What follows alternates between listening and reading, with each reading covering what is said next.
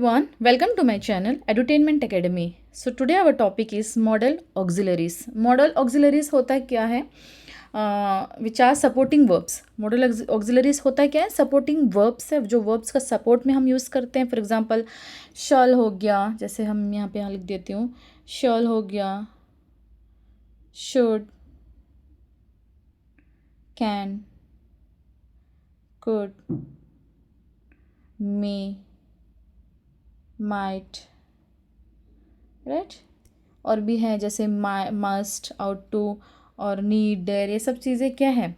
Model auxiliaries है, जो हम इस वीडियो में पढ़ने वाले हैं.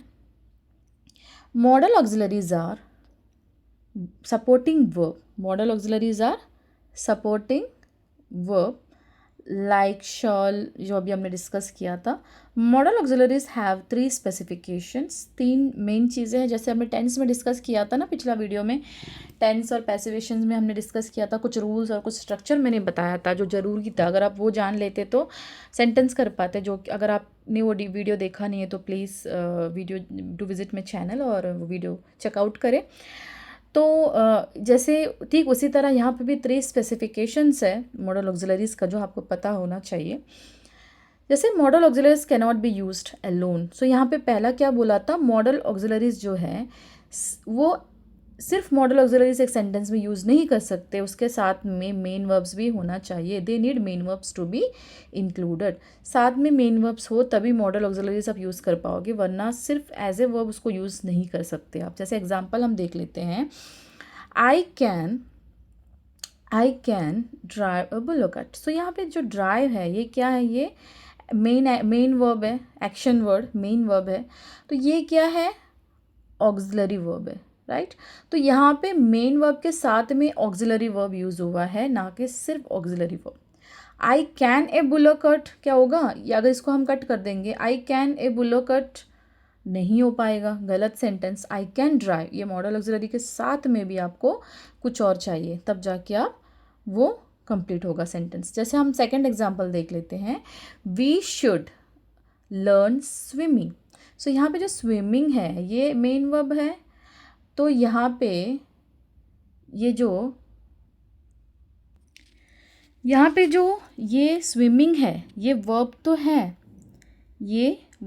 है, लेकिन मेन वर्ब नहीं है. शुड ऑक्सिलरी वर्ब है, ये जो लर्न है ये मेन वर्ब है. ओके, एज ए ऑब्जेक्ट यहाँ पे स्विमिंग को यूज़ किया है.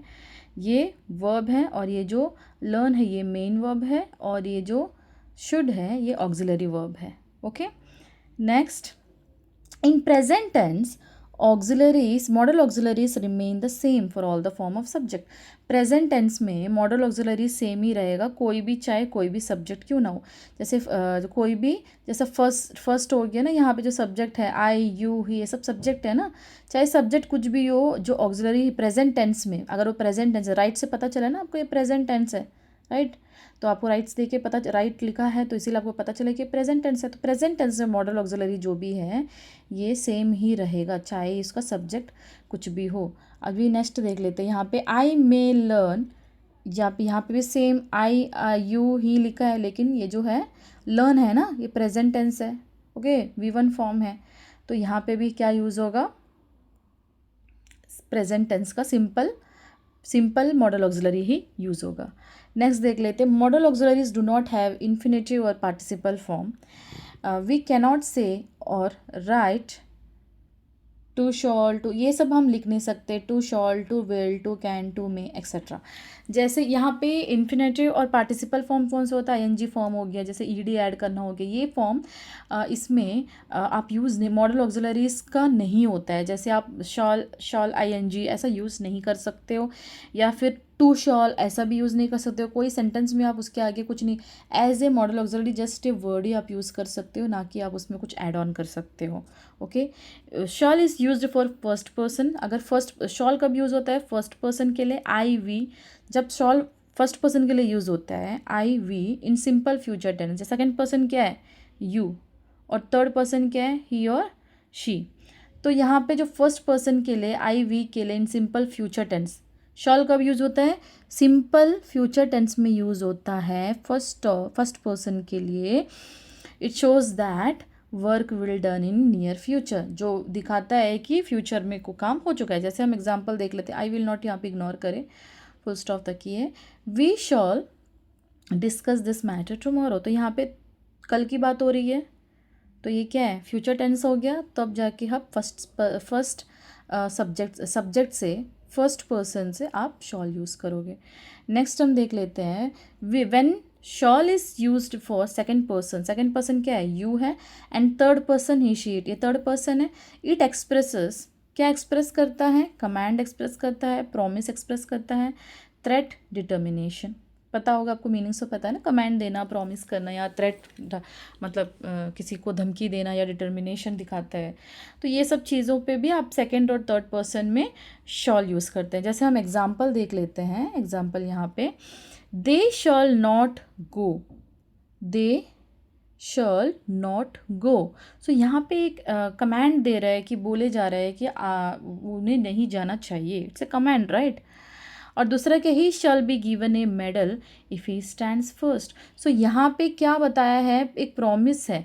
अगर तुम, जैसे बच्चे को माँ बच्चे को बोलती है ना, अगर तुमने फर्स्ट आ गया तो तुमको ये पार्टी दूंगा, तुमको ये कराएंगे, जैसे कुछ कुछ हमें प्रॉमिस करना पड़ता है ना, अगर तुमने ये काम कर दिया, ये चैप्टर कंप्लीट कर दिया, तो तुमको ये चीज़ मिलेगा, तो ये प्रॉमिस ही हो गया ना।